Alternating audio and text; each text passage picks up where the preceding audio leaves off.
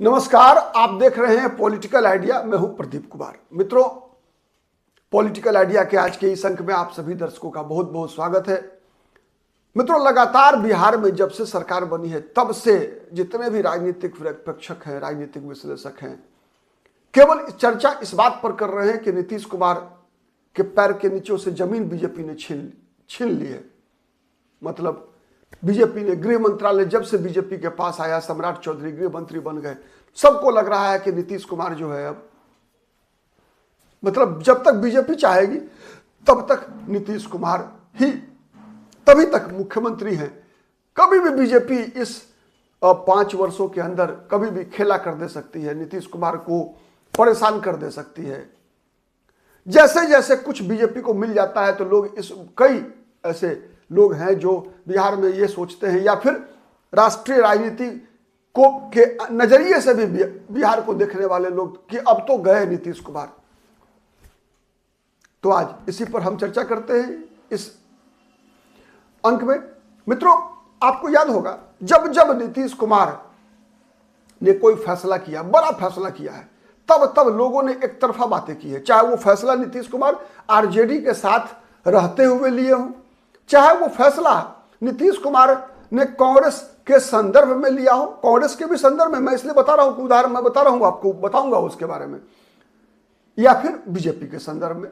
हर बार लोगों ने यही उम्मीद की है कि नीतीश कुमार तो गयो, अब तो गयो। लेकिन होता क्या है, हर बार नीतीश कुमार उससे भी बड़ी ताकत से वापसी करते हैं। नहीं, इसीलिए कहा गया है कि नीतीश कुमार बिहार की राजनीति के भीष्म पितामह हैं। इच्छा मृत्यु, मतलब इच्छा से कुर्सी जब त्यागेंगे नीतीश कुमार, तभी नीतीश कुमार को कोई हटा सकता है। मित्रों, ये याद रखिएगा, नीतीश कुमार को मनाना आसान है, निपटाने का ताकत बिहार में। मैंने, आपको याद होगा, मैंने चुनाव से पहले भी कहा था, वैसे मेरा आकलन चुनाव में गलत हो गया। मैंने ये मान के चल रहा था कि बीजेपी से अधिक सीटें जदयू को मिलेगी, लेकिन खैर यहां उल्टा हो गया। आंकड़े, उसके कई कारण रहे हैं जो इसकी चर्चा हमने किया है पहले भी और आगे भी कभी चर्चा होती रहेगी। खैर वो अलग विषय। लेकिन हर बार मोटे तौर पे यही कहा जाता है कि हर बार बीजेपी, मतलब नीतीश कुमार तो अब गयो। हर बार जब नीतीश बीजेपी के साथ होते हैं तो कहा जाता है कि बीजेपी हावी हो गई है। जब आरजेडी के साथ होते हैं तो अरे अब तो केवल महीने की बात है, तेजस्वी यादव मुख्यमंत्री बन जाएंगे। कांग्रेस के साथ गए, क्या हुआ, 2013 वह वर्ष था मित्रों जब बीजेपी का साथ छोड़ा था नीतीश कुमार ने, 17 वर्षों का। उसके बाद नीतीश कुमार ने क्या किया था, 14 का लोकसभा चुनाव पूरे ताव में लड़ा था नीतीश कुमार ने। प्रधानमंत्री पद के उम्मीदवार के रूप में लड़े थे। उम्मीद थी कि 40 में कम से कम 30 सीट बिहार के लोग देंगे नीतीश कुमार को। वैसे ही जैसे गुजरात के लोगों ने 26 सीटें दी थी नरेंद्र मोदी को, 26 में 26, वैसे ही नीतीश कुमार को यह उम्मीद थी कि बिहार के लोग तो नीतीश कुमार को बिहारी बेटा प्रधानमंत्री बनेगा पहली बार, इस नाम पर बिहार की 40 सीटें तो नीतीश कुमार जीते जाएंगे, कम से कम 40 नहीं तो 20-25 तो जीतेंगे ही। यह नीतीश कुमार का अनुमान था कि जो परिणाम गुजरात से निकल कर आएगा 14 में, कि 26 का 26 नरेंद्र मोदी, 26 आउट ऑफ 26। याद होगा आपको, जब पीवी नरसिम्हा राव प्रधानमंत्री बनने के बाद आंध्र प्रदेश में चुनाव लड़ रहे थे तो वहां तेलुगु बिट्टा का नाम चला था। तो वो ऐसे चलता है, स्वाभाविक है। अन्य लोगों के साथ भी हुआ। तो नीतीश कुमार को यह अनुमान था, लेकिन नीतीश कुमार का अनुमान खत्म, फेल हो गया। 2 सीट मात्र जीत पाए, एक गृह क्षेत्र नालंदा और दूसरा पूर्णिया लोकसभा सीट। संतोष मेहता वहां से चुनाव जीते जदयू के उम्मीदवार के रूप में, और 29 सीटों पे, मैंने 39 सीटें लड़े थे नीतीश कुमार, इस 40 पे उम्मीदवार था। लेकिन मैं बताऊं आपको, अभी जो AIMIM के प्रदेश अध्यक्ष है ना, अख्तरुल ईमान, वो 2014 के लोकसभा चुनाव में जदयू के उम्मीदवार थे, अख्तरुल ईमान। लेकिन नामांकन सब कुछ हो गया, 10 दिन के बाद अख्तरुल ईमान ने क्या कहा वहां कि नहीं, मैं चुनाव नहीं लड़ूंगा। और कांग्रेस पार्टी के उम्मीदवार मौलाना असरारुल हक के समर्थन में चुनाव मैदान से हट गए थे जदयू के उम्मीदवार। तो जदयू के उम्मीदवार बच गए थे मतदान के दिन 39 सीट पर। 39 में 2 जीते थे और 29 सीटों पे जदयू की जमानत जब्त हो गई थी, भारी पराजय। और तो नीतीश कुमार ने इस्तीफा दे दिया। इस्तीफा क्यों दिया था? इसीलिए दिया था कि पूरे चुनाव भर नीतीश कुमार ने जिन शब्दों में प्रधानमंत्री की आलोचना की थी उसका भी एक असर था। असर क्या कारण समझिए। असर का कारण यह था, थोड़ा सा वीडियो लंबा होगा, पूरा देखिएगा तो बिहार की राजनीति समझ में आएगी, नीतीश कुमार की राजनीति समझ में आएगी। यह वो दौर था मित्रों जब देश के अंदर 2013 से पहले की बातें बता रहा हूं, देश के अंदर 3N की चर्चा होती थी। 3N। नरेंद्र मोदी गुजरात के मुख्यमंत्री थे, नीतीश बिहार के मुख्यमंत्री थे और नवीन पटनायक उड़ीसा के मुख्यमंत्री थे। जितने भी उन दिनों सर्वे हुआ करते थे, हर में ये तीन चेहरे अलग अलग इंडेक्स में टॉप 3 में रहा करते थे, नीतीश, नरेंद्र और नवीन पटनायक। तो नवीन पटनायक ने तो अपने आप को उड़ीसा की राजनीति तक सीमित कर लिया था, लेकिन नीतीश कुमार की महत्वाकांक्षा प्रधानमंत्री बनने की थी। और नीतीश कुमार का मानना यह था कि बीजेपी के किसी भी नेता के नाम पर, चाहे अटल बिहारी वाजपेयी का अंतिम आंकड़ा कितना गया था, 183, तो नीतीश कुमार को लग रहा था कि बीजेपी के किसी भी नेता के नाम पर बीजेपी को 180-85 से अधिक सीटें नहीं मिलेगी। इसीलिए बीजेपी को नीतीश कुमार ये मैसेज दे रहे थे कि नीतीश को प्रधानमंत्री पद का उम्मीदवार बनाइए तो फिर आंकड़ा बहुमत तक जाएगा। नीतीश कुमार यहीं पर धोखा खा गए थे। उन्होंने जो सपना पाल लिया था कि एनडीए मजबूर होकर नीतीश कुमार को प्रधानमंत्री पद का उम्मीदवार बना लेगी, लेकिन साथ ही नीतीश कुमार को यह लग रहा था कि मोदी नहीं चलेगा, मोदी के नाम पर कुछ भी हो सकता है। यह नीतीश कुमार को पता था कि नरेंद्र मोदी का काम करने का स्टाइल अलग है। आपको याद होगा, वो उस स्टाइल से ही प्रभावित होकर नीतीश कुमार जब केंद्र सरकार में मंत्री थे वाजपेयी की सरकार में, तब गुजरात में ही नीतीश कुमार वो पहले व्यक्ति थे जिन्होंने नरेंद्र मोदी को के बारे में कहा था कि नरेंद्र मोदी भाई को दिल्ली की राजनीति करनी चाहिए, मतलब एक दिन प्रधानमंत्री भी बनेंगे, यह संभावना व्यक्त करने वाला सबसे पहला बड़ा नेता देश का अगर कोई था तो वो नीतीश कुमार थे। उसके वीडियो भी यूट्यूब पर मिल जाएंगे आपको, देखिए। उन दिनों रेल मंत्री हुआ करते थे नीतीश कुमार, और एक कार्यक्रम में गुजरात में नीतीश कुमार ने कहा था नरेंद्र मोदी के बारे में कि भारत का केंद्र की राजनीति में आइए। ठीक है, चलिए वो अलग विषय। तो नीतीश कुमार को लग रहा था कि बीजेपी का कोई दूसरा नेता, सुषमा स्वराज, लाल कृष्ण आडवाणी, कोई तो इनके नाम पर चुनाव से पहले बहुमत मिलेगा नहीं, और चुनाव के बाद भी लोग इन लोगों को स्वीकार नहीं करेंगे गठबंधन की राजनीति में, और नीतीश कुमार को स्वीकार कर लेंगे तो एनडीए का चेहरा बन के पीएम बन जाएंगे। तो बीजेपी ने ऐसा किया नहीं, नरेंद्र मोदी को ही घोषित कर दिया प्रधानमंत्री का उम्मीदवार। तब तो नीतीश कुमार को लगा कि अब एनडीए में रहने का कोई लाभ है नहीं। नीतीश कुमार सोच चुके थे कि पीएम बनना है, देवगौड़ा बन गए जब, तब वो क्यों नहीं बन सकते हैं।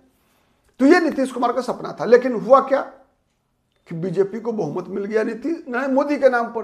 तो इतने पानी पी पी कर नीतीश कुमार ने नरेंद्र मोदी के बारे में बोला था, गालियां दी थी, राजनीतिक गालियां। मैं बात इसकी नहीं कर रहा कि कोई अपशब्द का इस्तेमाल नहीं था, राजनीतिक गालियां नीतीश कुमार ने दिया था, जिससे कि नीतीश कुमार को लगा कि भाई अब तो मुख्यमंत्री के रूप में नरेंद्र मोदी का स्वागत करना पड़ेगा उनको, नहीं जो प्रोटोकॉल है उसके अनुसार।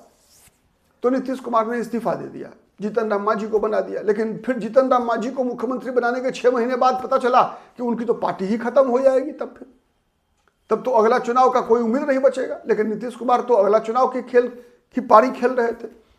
तो अंतोगत्वा जीतन राम मांझी को नीतीश कुमार ने मुख्यमंत्री कुर्सी से उतार दिया। तब पार्टी टूट गई। पार्टी टूटी तो फिर नीतीश कुमार को चाहिए था समर्थन। तो समर्थन के लिए लालू यादव के पास जाने से पहले नीतीश कुमार गए कांग्रेस के पास। सोनिया गांधी से बात हुई नीतीश कुमार की, और सोनिया गांधी से बातचीत होने के बाद ही, चूंकि नीतीश कुमार को पता था कि लालू यादव को भी इतनी गालियां नीतीश कुमार ने दिया हुआ है पहले कि लालू यादव तो उनको घर में घुसने भी नहीं देंगे।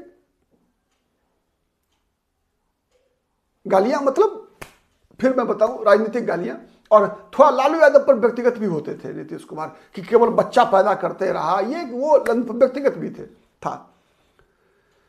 तो इसीलिए नीतीश कुमार को भरोसा नहीं था। तो फिर सोनिया गांधी को ही नीतीश कुमार ने यह जिम्मेवारी दिया कि लालू यादव उनकी बात मान लें।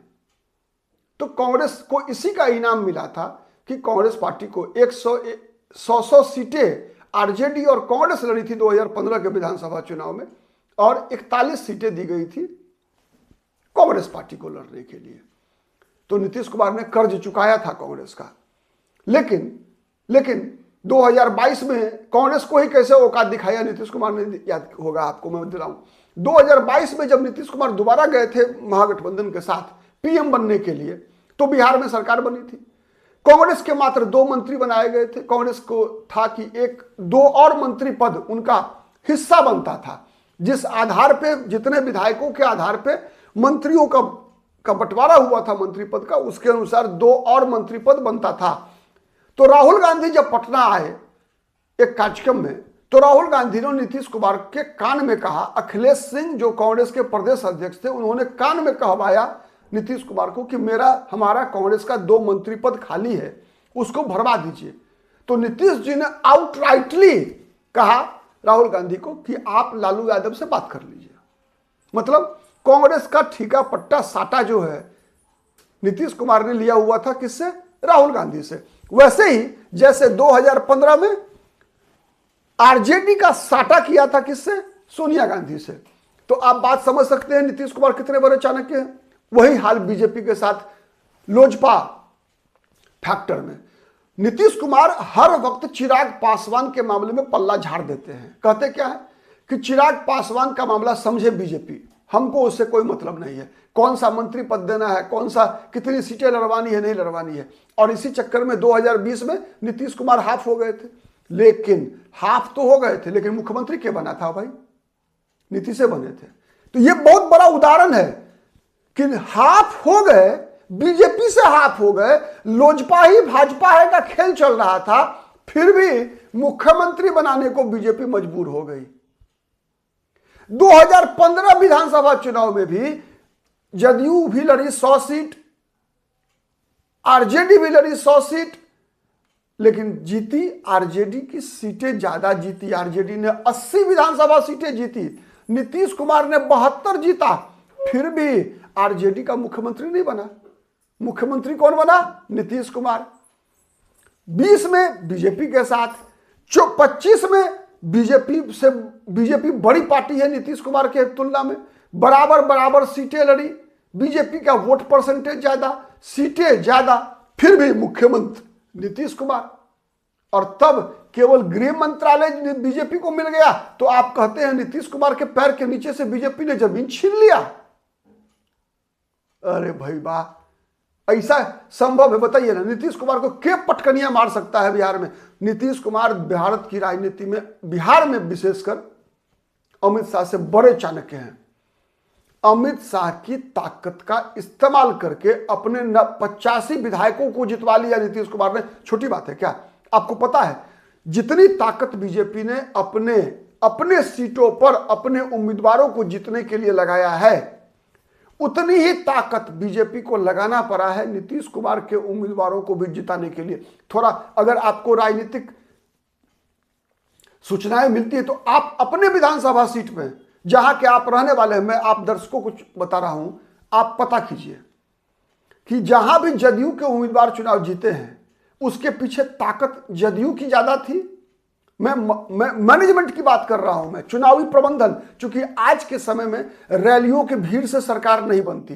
अगर रैली की भीड़ से सरकार बनती होती तो तेजस्वी यादव बिहार के मुख्यमंत्री बन चुके होते। मित्रों, मैनेजमेंट से बनता है।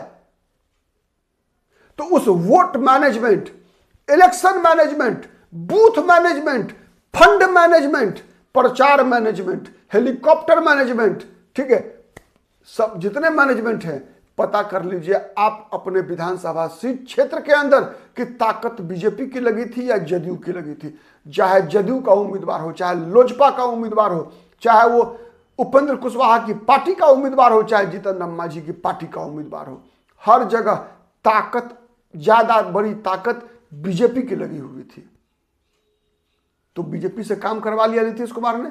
85 अब विधायक 85, तो 5 साल तक नीतीश कुमार की पार्टी के व्हिप को मानेंगे विधानसभा में। तो जीत किसकी हुई? नीतीश कुमार की या बीजेपी की? मतलब माल लगा महाराज का, अमित शाह महाराज का, न मोदी महाराज का।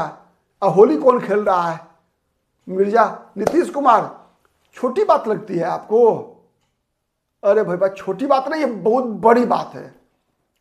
इसीलिए मैं बता रहा हूं, अभी भी मुझे तो कई बार लगता है जब नीतीश कुमार विगत 2024 के लोकसभा चुनाव के दौरान और उसके बाद जब नीतीश कुमार मोदी जी का पैर छूते हैं ना, ठीक है, मैं ईमानदारी से बता रहा हूं, जब नीतीश कुमार मोदी जी का पैर छूते हैं तब मुझे डर लगता है कि अबड़ी पैर पकड़ के खींच लेंगे, लेकिन अब तक नहीं हुआ। कब हो जाएगा कहना मुश्किल है भाई, सच्चाई बता रहा हूं, विश्वास मत कीजिएगा तो इतिहास देखिए, भविष्य देखिएगा। मैं भविष्यवक्ता हूं नहीं, लेकिन अगर आपको क्या आश्चर्य लगेगा बताइए कि कभी भी नीतीश कुमार पैर पकड़ के खींच ले, पैर छूते छूते कभी भी टांग पकड़ के, धोबिया पाट जानते हैं ना, बिहार में बोला जाता है कुश्ती में क्या होता है, पैर पकड़ता है पहलवान और पैर पकड़ के खींचता है धोबिया पाट। तो धोबिया पाट मारने में नीतीश कुमार से बड़का खिलाड़ी उस्ताद बिहार की राजनीति में कोई हुआ है क्या? चाहे लालू यादव हो, कोई भी हो, अब तक नीतीश कुमार ही शेरे बिहार हैं, ठीक है, भीष्म पितामह हैं बिहार की राजनीति के। जब चाहेंगे भीष्म पितामह को कुरुक्षेत्र के मैदान में बाण से गथे हुए थे, मालूम है ना, लेकिन फिर भी उनकी मृत्यु नहीं हुई थी, क्योंकि इच्छा मृत्यु का वरदान था। तो नीतीश कुमार तब तक बिहार के मुख्यमंत्री पद कुर्सी पर रहने वाले हैं जब तक नीतीश कुमार नहीं छोड़ेंगे, याद रखिएगा।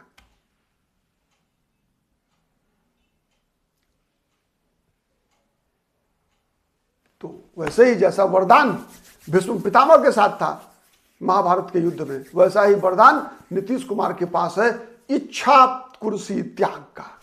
जब तक है नीतीश तब तक नीतीश, उसके बाद नीतीश जिसको चाहेंगे ना, पहला पगड़ी बिहार का वही पहनाएंगे। बने रहिए पॉलिटिकल आइडिया के साथ, हर खबर पर हमारा नजर होता है और उसका विश्लेषण आपके लिए लेकर आते हैं। आज के लिए इतना ही, नमस्कार।